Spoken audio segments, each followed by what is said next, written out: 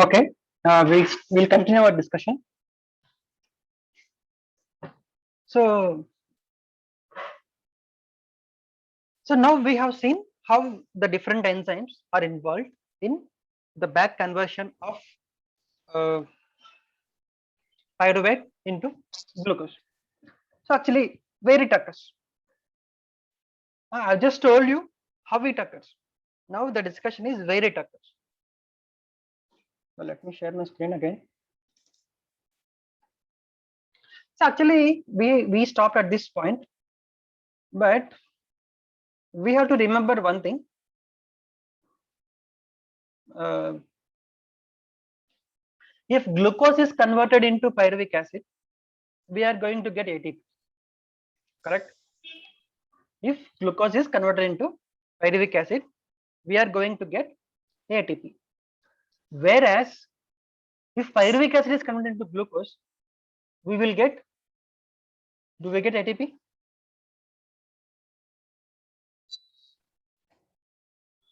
No, instead we have to spend lot of ATP.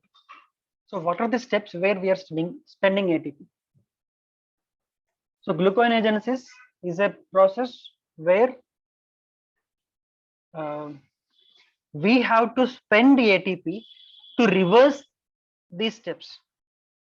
We have to reverse these steps. So how it is, we'll see here.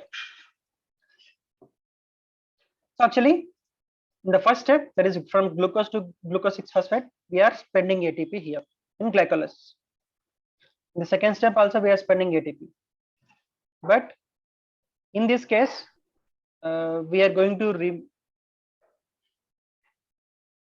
here also we are going to add ATP. But we are not talking about the remaining steps. I want to concentrate mainly on the reversible steps. What happens here?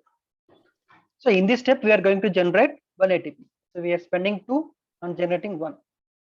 But if we talk about the reversal of these steps, that is the conversion of pyruvate to phosphoryl pyruvate, we have to spend 1 ATP and 1 GTP. That is, from here we are going to spend 1 ATP so that it is converted into ADP, and this energy that is liberated here, that is coupled with the conversion of pyruvate to oxaloacetate. And this is an exergonic reaction, that is the ATP is converted into ATP by releasing energy, and that is coupled to the conversion of pyruvate to oxaloacetate. So I am talking about the bioenergetics here. And the second one is we have to spend 1 GTP in order to convert the oxaloacetate into phosphoenol pyruvate. So this is a second utilization of energy. So this is an exergonic reaction where the energy release is coupled with the reaction of oxaloacetate to phosphoenol pyruvate. And next one, in order to break the phosphate, we have to use water, and this inorganic phosphate is released, where that is where there is an involvement of phosphatase. There is an involvement of water liberating 1 inorganic phosphate. And even in this case, that is the conversion of glucose 6-phosphate to glucose. There is an involvement of water, and the phosphate is released. Yes, someone wants to speak something? Okay, so these are the important steps where the ATP is utilized and the inorganic phosphates are released in the reversal of gluconeogenesis or glycolysis. So this is a whole, it's like a summary of what is happening here. So this is a reversal here, like the whole thing what I have shown you in terms of animation, the whole thing I just put in the single slide. And see here, from pyruvate to oxaloacetate, this occurs in the mitochondria, and this propionate can be converted into succinyl CoA, and this succinyl CoA can be converted into fumarate to malate. This malate is helpful. Like why I am talking about this here is actually what happens. This pyruvate can enter into mitochondria. in the form of oxaloacetate, and this oxaloacetate is converted into malate. This malate can come out of the mitochondria into the cytosol, and in the cytosol, this malate is converted back into oxaloacetate by this malate dehydrogenase. So we know that these two steps, that is the conversion of malate to oxaloacetate and oxaloacetate to malate. This enzyme, this MDH, malate dehydrogenase, is present both in the mitochondria and also in the cytosol. So this is the cytosol what I am talking about, and this is the mitochondria what I am talking about.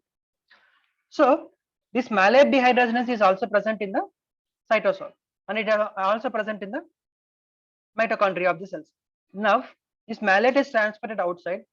In the outside, that is in the cytosol, this malate is converted back into the oxaloacetate, and this oxaloacetate is converted into phosphoryl pyruvate or pyruvate. So this is what I am talking about, the malate. So malate has also a function in gluconeogenesis, because oxaloacetate is coming out in the form of malate. Malate is getting converted into oxaloacetate, and oxaloacetate is getting converted into phosphoryl pyruvate or pyruvate. So this malate has a important function in gluconeogenesis, and this malate is an intermediate of this Krebs cycle. Next, we'll continue. So here we have to bypass three reactions. One is the conversion of pyruvate to phosphoryl pyruvate. So this is the first bypass.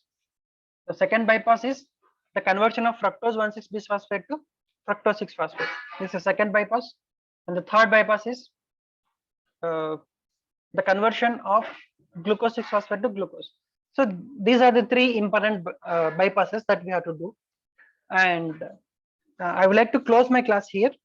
Then we'll continue in the next classes. So we will see in detail how these bypasses are done with the help of various enzymes. I have already discussed in the previous slide, just as a simple, but now we are going to discuss in details, because this is very important in case of gluconeogenesis. But remember up to this part, how we can reverse, like oxaloacetate is converted into phosphoenol pyruvate by the help of the malate. So just remember these things. Now we will discuss in detail about these three steps, how it is converted back and forth. So we will see in the next class. For now, I'm going to stop the class here. So you can understand a bit more when I take the next class, because the various enzymes and how they are regulated, and what are the various cofactors that are required. So all these things we will see in the next class. But for now, we have seen the outline of the gluconeogenesis, and we will go into the details in the next class. Okay, bye for now.